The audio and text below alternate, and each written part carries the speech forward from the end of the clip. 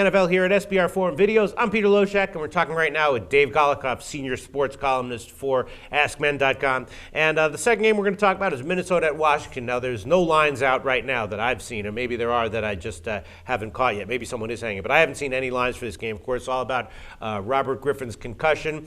My sense is, just looking at this game, I've been pretty high on Minnesota all year long. I'm still high on them now. I think if Griffin plays, you take Minnesota. If Kirk Cousins plays and starts, you take Washington. They're playing very gingerly with Griffin, and that's never a good thing in the NFL. What do you think?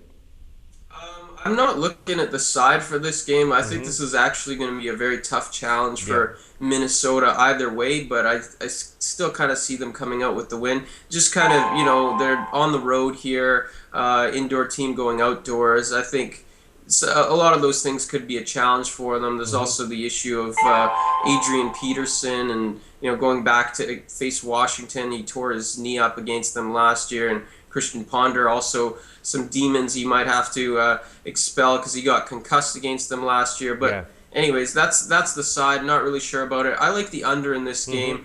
I think you're going to see two teams be very conservative with Washington and their quarterback situation.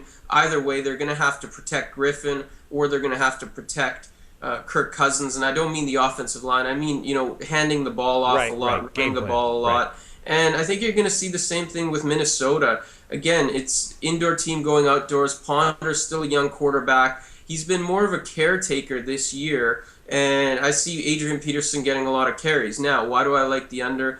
Well, both teams have top 10 run defenses in the NFL, with Minnesota being 4th, Washington being 10th. The weakness is actually on both defense is the pass defense. So I don't see either team being able to exploit that. Yada, yada, yada. Unless there's a lot of turnovers, I think this is a conservatively played game, and the under, which is why it's, I can make that pick without really seeing a line. That's the one thing I do like. Great. I love it. Yeah, and where do you think this line will come out? Like upper 40s, 47.5, something like that?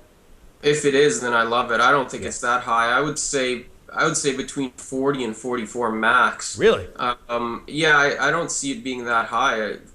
What makes you think it would be upper 40s? Just because that's what Redskins games have tended to be, their totals. I don't have them in front of me, but my sense is that most of any Redskins game, and Minnesota as well. Well, no. Minnesota games have been like, you're right, about 44, 45. A little low scoring. I think, my opinion, probably somewhere in the 40 to 44 range, and maybe even closer to 40 if Griffin doesn't play, because you're not going to expect many points out of Kirk Cousins.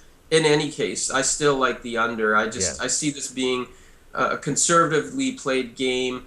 If Griffin doesn't play, the Redskins defense is probably going to have to put forth one of their better efforts of the year just to keep this game close. So all the way around, I like the under. I love